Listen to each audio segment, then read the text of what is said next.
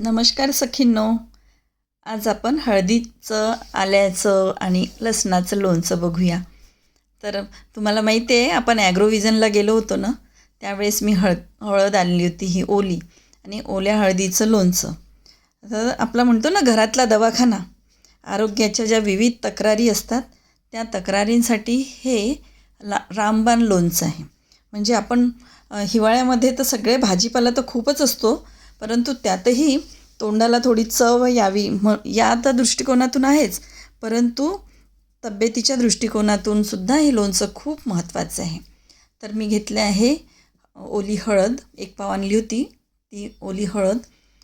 1 पावाच्या जवळपास मी घेतलं आहे अद्रक, लसूण, 4 लिंब मोठेच आणि मिरची थोडीशी. तर आल्यामध्ये कर्मिनेटिव्ह घटक असतात आणि ते आतड्यांसाठी खूप चांगलं असते. तर हे सगळं लोणच्यासाठी धणे, जिरं, सौंफ, थोडंसं गूळ आणि तेल, सोबतच मोहरी, चवीसाठी मीठ आणि आपला हिंग. हिंगाने काय होतं ना, लोणच्याची चव इन्हॅन्स होत असते. त्यासाठी म्हणून हे सगळं बस एवढ्याच याच्यामध्ये फक्त इथे मिरची पावडर घेतलेला नाही आहे मी. बाकी सगळं घेतलं आहे. पहिले आपण तेल गरम करायला ठेवलं. तेल गरम होतपर्यंत आपण इकडे सगळं चिरणं आपलं करून घेऊ. तर हे लोणचं ना रक्तामध्ये लसण आहे याच्यामध्ये भरपूर प्रमाणात, तर गाठी होऊ देत नाही रक्तामध्ये आणि त्याच्यामुळे खनिज, लोह आणि यामुळे ना रक्तप्रवाह चांगला होण्यासाठी खूप फायदेशीर आहे. तर इकडे तेल गरम होत आलेलं आहे. गॅस बंद करून घ्यायचा. थोडंसं कोमट होत आल्यानंतर मग आपण त्यामध्ये हिंग घालूया. तोपर्यंत इथे आपण आल्याचे तुकडे करून घेतले, तसेच हळदीचे पण तुकडे करून घेऊया. सगळे हे तुकडे बरोबर आपण सेपमध्ये करून घेऊ. उभे उभे करा, त्याला थोडे आडवे करा, म्हणजे असे. काही त्यातलं थोडंसं लसूण, थोडंसं अद्रक आणि थोडं आपली लसणाच्या कळ्या, हे सगळे घेऊन थोडं चॉप करून घेऊ. मिक्सरमध्ये वाटायचं आहे. ते चॉप करून घेतल्यामुळे काय होतं ना, मिक्सरमध्ये थोडंसं आपल्याला ओबडधोबड वाटायचं आहे. खूप असं बारीक करत बसायचं नाही आहे. थोडंसं ओबडधोबड वाटून घ्यायचं, म्हणजे लोणच्यामध्ये टाकायला ते छान वाटते. बघा इतका लसूण घेतला, म्हणजे अर्धा लसूण तर मी घेऊनच घेतला. तर हे सगळं थोडंसं मसाला आपण घेतो, म्हणजे थोडं जे काढून ठेवलं ना जिरं, मोहरी सगळं, तर मी त्यामध्ये कच्चंच थोडं घालत आहे. नाही कच्चं घातलं तर नंतर मग आपण भाजलेलं पण टाकलं तरी चालते, पण मी थोडंसं कच्चंच टाकलं. बघा हे असं हे झालेलं आहे. तर हे बघा असं रफली मी ग्राइंड केलेलं आहे मी. तर हे घेऊन घ्यायचं. तिकडे तेल थोडंसं कोमट होत आलं, त्यामध्ये हिंग टाकला.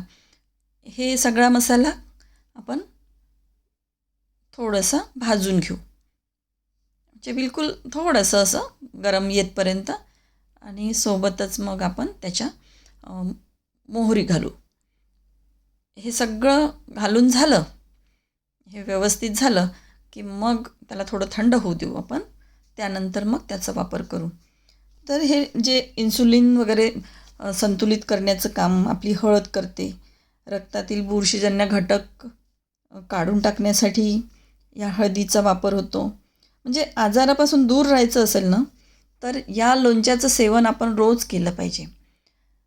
लसणाच्या कळ्या ज्या मोठ्या दिसतात त्या आपण थोड्या त्याला बारीक करून घेऊ, म्हणजे 2-3 उभे काप करून घेऊ अशा. आणि मी बारीकच लसण घेतलं आहे, त्याच्यामुळे काही त्याला बारीक म्हणजे चिरायची काही गरज नाही. सगळं एकत्र मिक्स करून घेऊ. सगळं म्हणजे सगळंच टाकून घेऊयात. लसूण, आपली हळद, पूर्ण सगळं. गुळाचे 2 खडे घेतले होते छोटे छोटे, ते गूळ आणि सगळं अद्रक, असं हे आम्ही 4 लिंब घेतले होते ना, मी लोणचं थोडंसंच टाकलं, त्याच्यामुळे मला हे 4 लिंबू पुरेसे झाले. एक अर्ध लिंबू उरलेलं आहे. टाकलं असतं तर काही फरक नाही पडत, टाकलं तरी, परंतु मी काढून ठेवलं ते लिंबू आणि पूर्ण रस टाकून घेतला. तर यात टाकायची राहिले होते आपले मिरची. मिरची मी आता त्याच कढईमध्ये टाकते. मीठ चवीपुरतं मीठ घालायचं. गुळाचे खडे. तर गुळाने काय होतं ना, लसूण आणि गूळ याचं जर सेवन केलं तर अ, खूप फायदे असतात त्या लसूण आणि गुळाचे. तुम्ही ऐकले असेल तर लोह खनिज दोन्ही याच्यातून मिळत असते. थोडंसं कलरसाठी मिरची पावडर, कलरसाठी म्हणा किंवा चव पण मिरची पावडरचा थोडंसं वेगळा चव पण येते. आता ही मिरची थोडी मी रफली म्हणजे अर्धी म्हणजे तुम्हाला जसं पाहिजे तसं मिरचीचे छोटे छोटे तुकडे करा.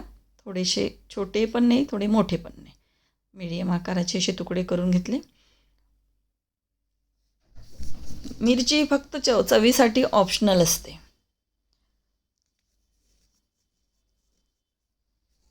हे ना अद्रक वगैरे आपण सगळे हे जे टाकले आहे तर पचनासाठी, लिव्हरसाठी खूप फायदेशीर असते. गॅस, अजीर्ण, ॲसिडिटी यासाठी हे सगळं म्हणजे लोणचं आहारात असावं. आणि त्यातल्या त्यात हळद आणि अद्रक हे दोन्ही पोटासाठी खूप छान. तेव्हा रफली मी चाव केला, हा जो काढून ठेवलेला होतं जे जिरं वगैरे सगळं रफली हे केलं. आता ती जी कढई खाली झाली ना, त्याच कढईमध्ये ती मिरची थोडीशी गरम करू आपण, थोडंसं किंचित तेल घालून, आणि मिरची भाजून घेऊ.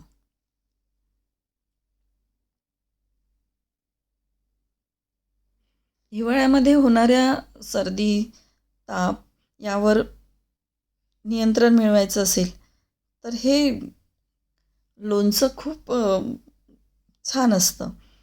तोंडाला चव तर वाढवतेच, परंतु हे लोणचं आयुर्वेदाच्या दृष्टीने सुद्धा खूप महत्त्वाचं आहे. तर रोजच्या आहारात हे लोणचं सेवन केलं तर आजारापासून दूर राहण्यासाठी मदत होते. तर लिव्हर, किडनी आणि हृदय सुरक्षित ठेवण्यासाठी, वजन कमी करण्यासाठी हे सगळे घटक यामध्ये आहे. आणि मेन म्हणजे शुगरवाल्यांना काही दुसरं काही खाता येत नाही, परंतु हे चटपटीत खाणं ते एकदम आनंदाने खाऊ शकतात.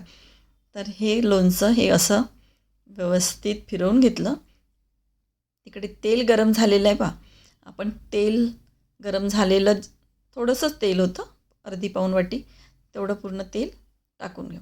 इथे तेल न वापरतासुद्धा तुम्ही लोणचं टाकू शकता. थोडं लिंबाचं प्रमाण वापरू शकतो. बरेच लोक ना यात व्हिनेगर वगैरे टाकतात, परंतु व्हिनेगर वगैरे काही म्हटलं तरी आर्टिफिशियल, त्यापेक्षा लिंबाचा रसच थोडासा जास्त टाकला तरी चालतो. तर तुम्हाला ना माझ्या रेसिपी आवडत असेल तर सबस्क्राईब करत चला. सबस्क्राईब करा, लाईक करा, शेअर करा आणि कमेंट्स जरूर करा कसं तुम्हाला वाटलं, आणि तुम्ही कुठून, कोणत्या शहरातून ऐकत आहात, पाहत आहात, ते मला सगळं सांगत चला. झाकून ठेवू. आणि हे लोणचं या पद्धतीचं, या प्रकारचं रंगीबेरंगी लोणचं आपलं तयार झालं. आपण हे लोणचं नेक्स्ट डेला उघडत आहोत आता. तर बघा, छान असं ना पाणी सुटलं आहे त्याला, पाणी सुटलेलं आहे छान. आपण वाळलेल्या बरणीमध्ये हे लोणचं भरून घेऊया. तुम्हाला जर बघा किती सुंदर वाटतं ना, आणि लसूण ना यातला खूप छान वाटतं. लसूण झालं, हे सगळंच वाळवून घेतली बरणी, आणि या बरणीमध्ये छान व्यवस्थित भरून घेतलं लोणचं. कफ खोकला नियंत्रणासाठी आल्याचा जसा वापर आहे, कोलेस्ट्रॉलचं प्रमाण कमी करतं आलं, लिव्हरसाठी फायदेशीर आहे. मासिक पाळीमध्ये जर तुम्हाला कळा येत असेल, पायात गोळे वगैरे येत असेल ना, तर या लोणच्याचं सेवन खरंच महिनाभर तुम्ही करून बघा, तुम्हाला खूप आराम मिळेल. किती सुंदर लोणचं. आणि आणि हे लोणचं ना वर्षभर पण टिकतं. आता बघा मी हे भरून ठेवलं आहे आणि मग काय केलं ना, माझ्याजवळ आता ते छिलके केले होते मी, वरचे शिलून टाकलं ना लोणचं आणि हळद आणि आपलं अद्रक, तर त्याचे हे सगळे आपण हे चेहऱ्याला लावायसाठी करू शकतो. संत्र्याची सालं वगैरे मिक्स करून किंवा चहात वगैरे घालून